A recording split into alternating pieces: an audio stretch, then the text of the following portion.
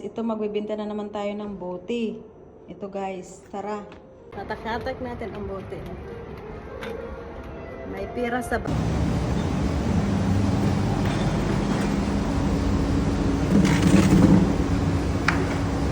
Hi guys. Ito yung guys yung magbibenta ka ng bote, ganyan siya guys. Ito guys, ipapasok dyan.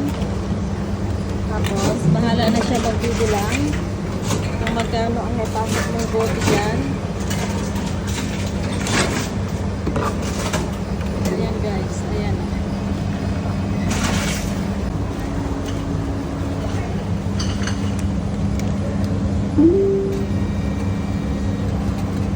Ayan guys.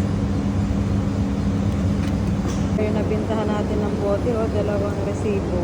Mamaya i-compute natin kung magkano.